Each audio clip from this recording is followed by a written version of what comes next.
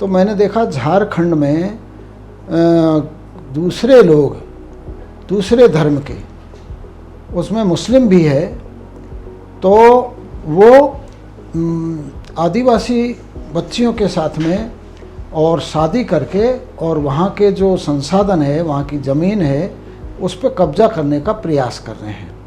सबसे पहला आवश्यकता जो है वो कानून का कड़ाई से पालन होना चाहिए जी। और ऐसे लोग जो विदेशी फंडिंग की आड़ में उनको लालच कैसे या उनके जो कुत्सित प्रयास है उनके माध्यम से जो धर्मांतरण करते हैं, उनको बहुत ही कठोरता से निपटा जाना चाहिए। हम ये जो समाज है ये बड़ी साधारण परिस्थितियों में और बड़े अपने मान सम्मान के साथ में हमेशा जीवित रहा है। इसने अपने आप को भी सर्वाइव किया है, अपनी संस्कृति को भी सर्वाइव किया है।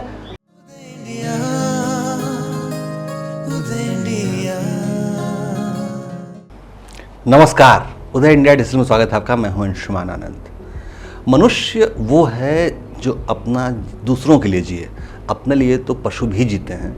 और हम बहुत ही सौभाग्यशाली हैं कि इस वक्त इस स्टूडियो में हमारे साथ मौजूद है रमेश मीणा जी, जो कि 1990 बैच के IRS इंडियन रेवेन्यू सर्विसेज के ऑफिसर हैं। लेकिन सिर्फ 8 साल नौकरी करने के बाद उन्होंने इतनी बड़ी जॉब छोड़ दी और समाज सेवा के क्षेत्र में उतरे। उन्होंने कई सारे कार्य किए हैं, कई क्षेत्रों में कार्य किया है, लेकिन उनमें से एक प्रमुख क्षेत्र है आदिवासी जनजागरण का। आदिवासी देश में हर क्षेत्र में जनजातीय समाज मौजूद है। रमेश मीणा जी उसकी प्रमुख आवाज़ बन के उभरे हैं। उन्होंने ट्राइफेड जैसी संस्थाओं में काम चेयरमैन रहे हैं और आदिवासी कल्याण में उन्होंने बहुत सारे कार्य किए हैं। तो आज का मुद्दा जो हम रमेश जी से जानना चाहेंगे वो जनजातीय कल्याण के मुद्दों पर उनका कार्य है। जी, भारत में जनजातीय समाज की जो स्थिति है वो आज़ादी के बाद से भी बहुत ज़्यादा बदली नहीं है। जागरूकता की बहुत कमी है, पिछड़ापन बहुत ज़्यादा देखा जा रहा है। हालांकि हमारे CM, हमारी जो प्रेसिडेंट हैं द्रौपदी मुर्मू जी, वो खुद ट्राइबल कम्युनिटी से आती हैं, लेकिन फिर भी ट्राइबल जनजातीय समुदाय का उतना विकास नहीं हो पाया है जितना होना चाहिए। क्या वजह लगती है आपको उसकी? ये आपने बहुत ही अच्छा प्रश्न किया है और मुझे लगता है कि सबसे ज़्यादा अगर इस देश में आवश्यकता है आज, तो जनजातीय वर्ग के सशक्तिकरण की आवश्यकता है। और उसके इतने सारे कारण हैं, जिसमें सबसे महत्वपूर्ण कारण है कि हमारे राष्ट्र के लिए जो संबल प्रदान करना है, तो जनजाति वर्ग को अगर सशक्त करते हैं तो सीधे भारत माता को सशक्त करना है। क्यों? क्योंकि हमारी जो थल सीमा है 15,000 किलोमीटर से अधिक है भारत की, और उस थल सीमा में अगर आप देखो तो कुछ क्षेत्र को छोड़ के पूरी थल सीमा जनजातीय क्षेत्र है उसके। यानी फर्स्ट लाइन ऑफ डिफेंस अगर अपन मिलिट्री कहें तो सेकंड लाइन ऑफ डिफेंस हमारे जनजाति वर्ग है हमारा। और उसके अलावा इस देश की लगभग 40% भूभाग पर जनजाति क्षेत्र के लोग निवास करते हैं। सदियों से उनके ज़मीन ये काम में आती रही है। उसकी जो जल, जंगल, ज़मीन, संपदा, ये सब के वो संरक्षक भी है और उसको धरोहर को संभाल के रखे हुए हैं।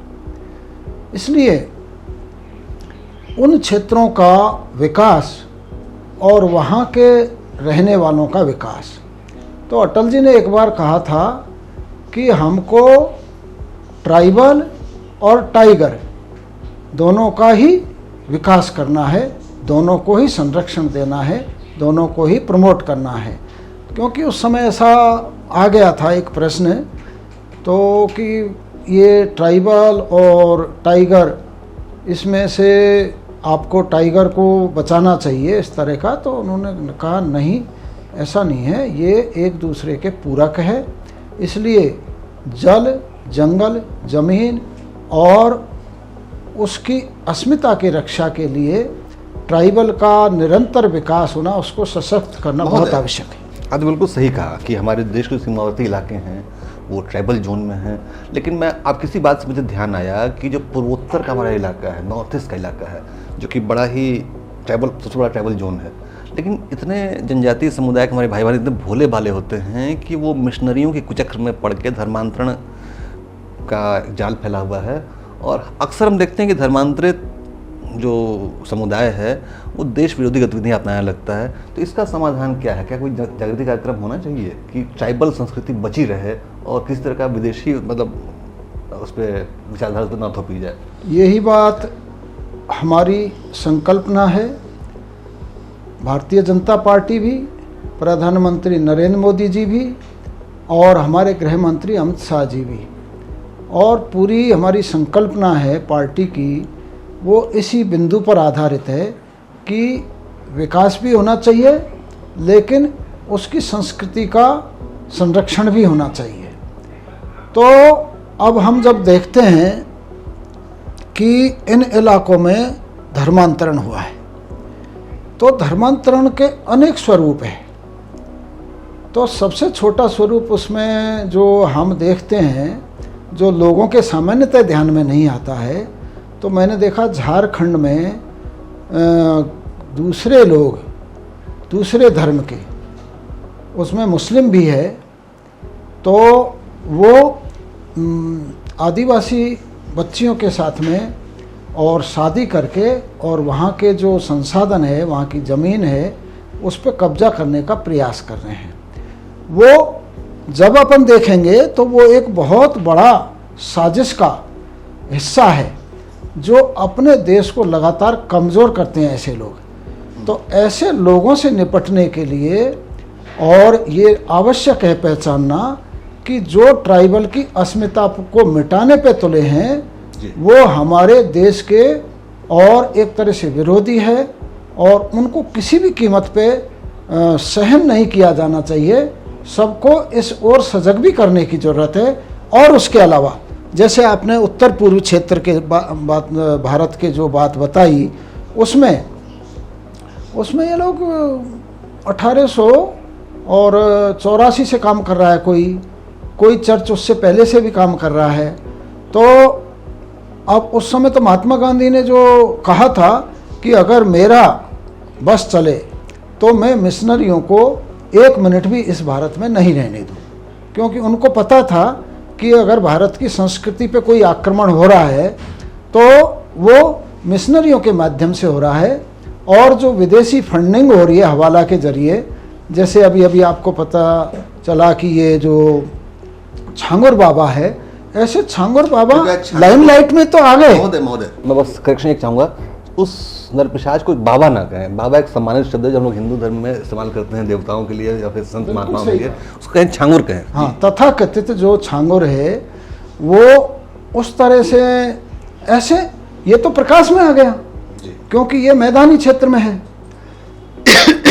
लेकिन आप देखो जो दूर दराज के इलाके में है, जिनमें कोई जाता भी नहीं है, संचार के साधन भी कम है, दूसरी दुनिया से संपर्क भी कम है, ऐसे जगह पर ये लोग 1800 और यानी 19वीं शताब्दी के शुरुआत में ही पहुंच गए थे। तो उनका तो उद्देश्य क्लियर था, केवल हमको ही समझ में नहीं आया। उनको तो पता है कि उनको क्या करना है, और हम लोगों को ये मालूम नहीं है कि हम किधर जा रहे हैं, हमारा समाज किधर जा रहा है, हमारा देश किधर जा रहा है। तो उसमें ये धर्मांतरण के माध्यम से जो देश की कमज़ोर करने का प्रयास है, इस पे सबसे ज़्यादा ध्यान देने की आवश्यकता है। महोदय मैं आपका ध्यान एक बात और दिलाना चाहूँगा कि पूर्वोत्तर की बात तो है ही, पश्चिम उत्तर प्रदेश में हो रहा है, लेकिन जो एक बेल्ट है जो पूर्वी उत्तर प्रदेश का, डाला, चुर्क, चुनार, विंध्याचल, वहाँ पे खरवार आदिवासियों की संख्या कभी बहुत ज़्यादा हुआ करती थी। गांव के गांव खरवार आदिवासियों के हुआ करते थे। पिछले दिनों मुझे वहाँ उस इलाके का दौरा करने का मतलब किसी खबर के सिलसिले में गया, तो मैंने देखा कि पूरे गांव के गांव लोग कन्वर्ट हो चुके हैं। अब उसमें आदिवासी संस्कृति का नाम नहीं बचा है। तो ये मुझे बड़ा झटका लगा इसको देख के कि अब वो ट्राइबल कल्चर वहाँ बचा ही नहीं। क्या समाधान है इसका? नहीं, इसके समाधान तो तीनों तरीके से है। एक तो सामाजिक क्षेत्र का समाधान, एक राजनीतिक क्षेत्र का समाधान, एक आर्थिक क्षेत्र का। सामाजिक, आर्थिक और राजनीतिक क्षेत्र। परंतु सबसे पहला आवश्यकता जो है वो कानून का कड़ाई से पालन होना चाहिए। जी। और ऐसे लोग जो विदेशी फंडिंग की आड़ में उनको लालच के से या उनके जो कुत्सित प्रयास है उनके माध्यम से जो धर्मांतरण करते हैं उनको बहुत ही कठोरता से निपटा जाना चाहिए। दूसरा, उनकी संस्कृति को संरक्षण करने के लिए पहले जब कांग्रेस का टाइम था तो ध्यान ही नहीं दिया कभी, तो लेकिन ऐसा भी नहीं है कि लगातार हम कांग्रेस को ही कोसते रहे, नहीं, हमको समाज को भी ध्यान देना चाहिए सबको। और समाज में एक सेल्फ क्लीनिंग का और सेल्फ सस्टेन करने का और वो एक प्रोसेस होना चाहिए। वो प्रोसेस आता है कि हमारे जो श्रद्धा के स्थान हैं उनके माध्यम से, और हमारी जो ये पाठ्यक्रम है, जैसे अभी शिक्षा नीति बदली है, तो शिक्षा नीति का विरोध ये लोग क्यों कर रहे हैं? क्योंकि ऐसा लगता है इनको कि भाई अब ये जो हिंदू संस्कृति है या इस देश की भारतीय जो संस्कृति है या ओरिजिनल जिसको संस्कृति जिस क्षेत्र की है उस क्षेत्र पे जो आक्रमण हो रहे थे लगातार, उसमें बहुत बड़ा बदलाव आएगा इससे, क्योंकि मातृभाषा में पढ़ाई होगी तो जो अंग्रेजीकरण है भारत का उसको रोकने में बहुत बड़ी मदद मिलेगी। और अंतर्राष्ट्रीय स्तर पे भी हमको एक अपनी संस्कृति को स्थापना की जो प्रयास है वो लगातार भारत सरकार कर रही है। जी महोदय, मैं आपका ध्यान एक और महत्वपूर्ण मुद्दे को दिलाना चाहूँगा कि धर्मांतरण तो आदिवासी इलाकों में हो जाता है, लेकिन इसके बावजूद धर्मांतरित ईसाई या मुस्लिम जो हैं वो क्लेम करते हैं आरक्षण, जो कि शेड्यूल्ड ट्राइब्स के लिए रिजर्व है आरक्षण। तो कई बार हमने देखा कि मदर टेरेसा जैसी हस्ती ने धर्मांतरित ईसाइयों के आरक्षण के लिए संघर्ष किया, धरने भी दिए थे। तो क्या आपको नहीं लगता कि इससे जो मूल पिछड़े हमारे एसटी भाई हैं, शेड्यूल्ड ट्राइब अनुसूचित जनजाति के लोग भाई बंधु हैं, उनका हक छीनेगा?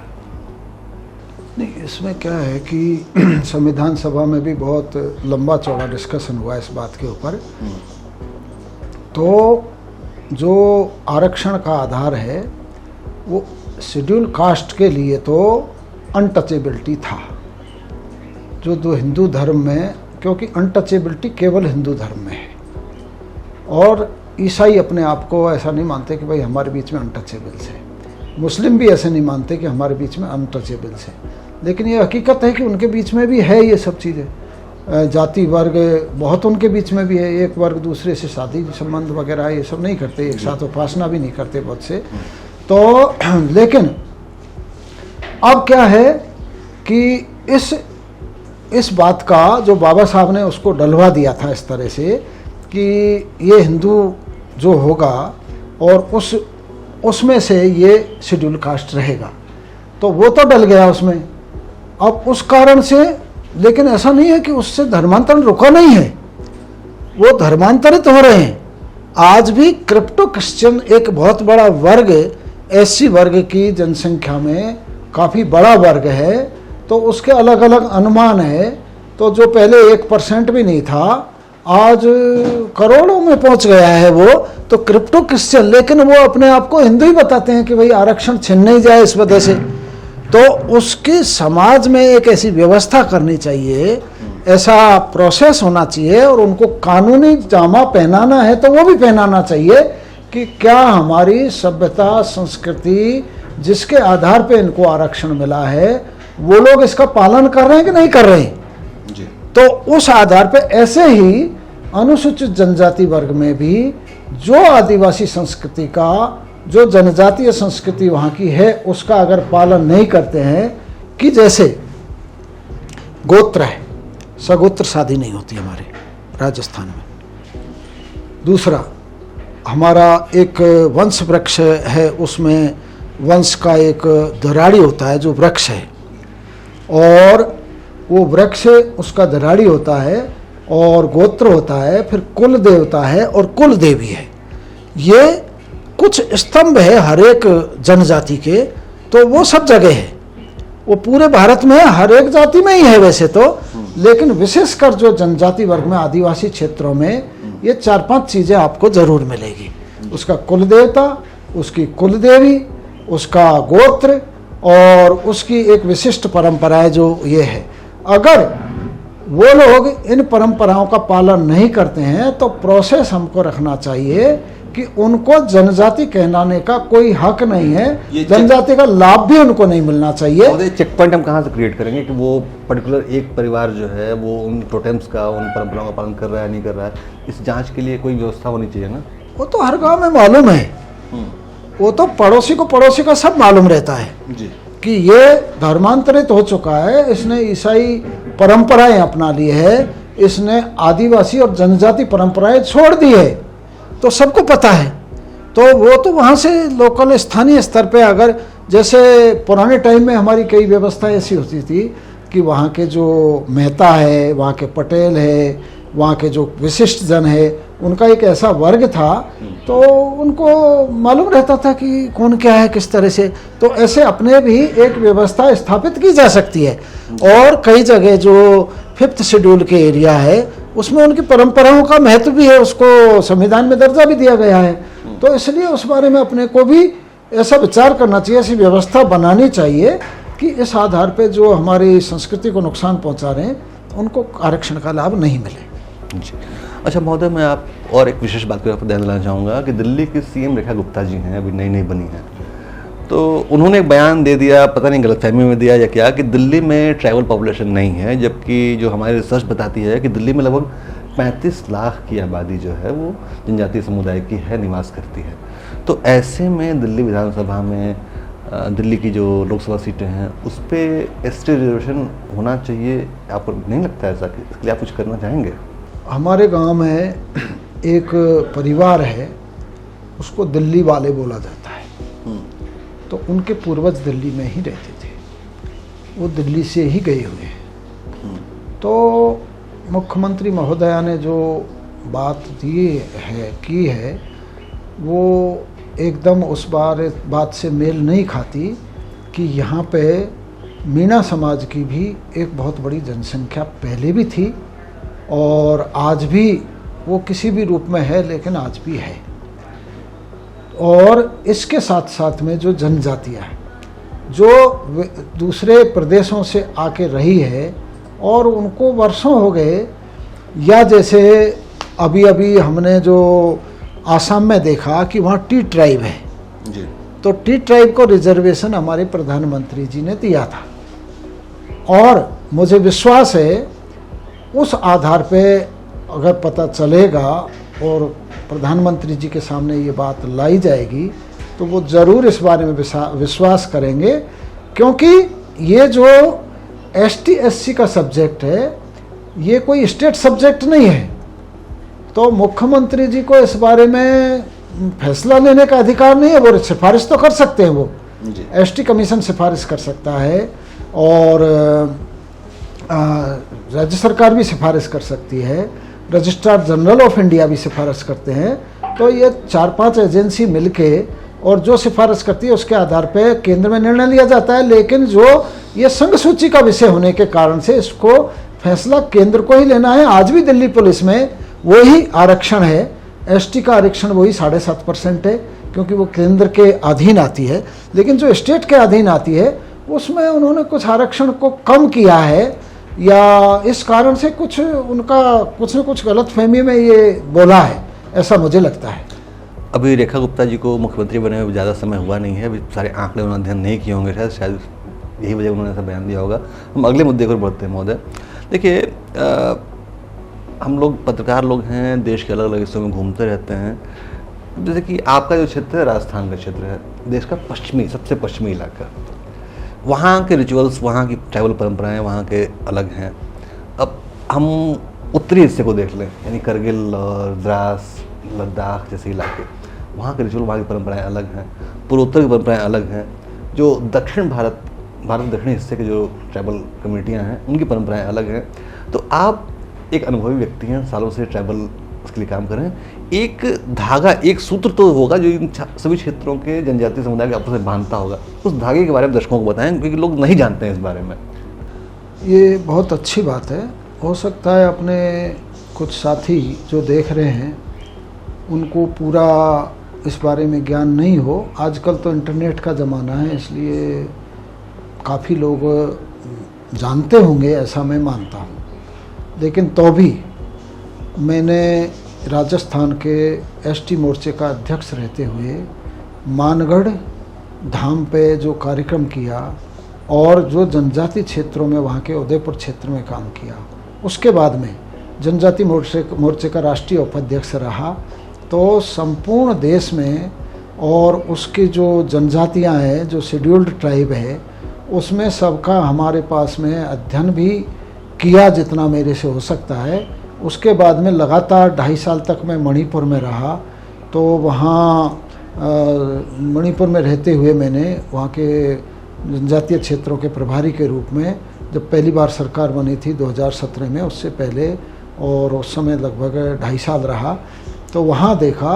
आसाम का भी मैं प्रभारी रहा कुछ दिनों, पश्चिम बंगाल का भी रहा, उसके बाद में जम्मू कश्मीर लद्दाख में भी रहा, और हर प्रदेश में जो ट्राइफेड के चेयरमैन के रूप में जब हमने काम किया, तो वहाँ भी एक मोटे तौर पे जनजातीय समाज को जोड़ने में और सरकार के जो प्रयास होते हैं उसमें भी मैं भागीदार था। तो हमारी जो कॉमन संस्कृति है जनजाति समाज की, वो बहुत सारे कारक है उसमें जो सब जगह आपको एक ही मिलेगा। एक तो ये कि हम ये जो समाज है ये बड़ी साधारण परिस्थितियों में और बड़े अपने मान सम्मान के साथ में हमेशा जीवित रहा है। इसने अपने आप को भी सर्वाइव किया है, अपनी संस्कृति को भी सर्वाइव किया है, और राष्ट्र की रक्षा के लिए भी और संस्कृति की रक्षा के लिए भी भगवान राम से लेके और कृष्ण भगवान का जो महाभारत का युद्ध था उसमें भी मत्स्य वंश का एक बहुत बड़ा योगदान था, और उसके साथ साथ में महाभारत काल में जो मत्स्य नरेश थे उससे लेके और उसके बाद में जो स्वतंत्रता संग्राम के समय भी, और उसके बाद में भगवान बिरसा मुंडा के नेतृत्व में जी। इस प्रकार से हर क्षेत्र में महान पुरुष हुए हैं जो अब तक पहचान में नहीं आए थे।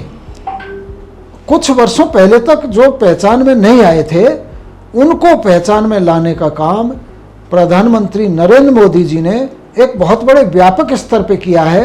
जनजाति जो संग्रहालय है उनके माध्यम से उनके स्मृति के स्थलों को मान सम्मान देना, उनके माध्यम से और उनकी परंपराओं को आगे बढ़ाना, उनके गौरव को जागृत करना, ये हमारी ये जो भारतीय जनता पार्टी की सरकार है और प्रधानमंत्री जी का जो मुख्य मिशन है उनके माध्यम से इन्होंने किया है। और जल, जंगल और जमीन के संरक्षण के लिए भी जो वन धन विकास केंद्रों की जो योजना इन्होंने बहुत महत्वाकांक्षी 50,000 वन धन विकास केंद्रों की जो स्थापना का पहले ही उस समय 2014 के बाद में ही जो लक्ष्य निर्धारित किया था उस समय से ही इसको करते आ रहे हैं।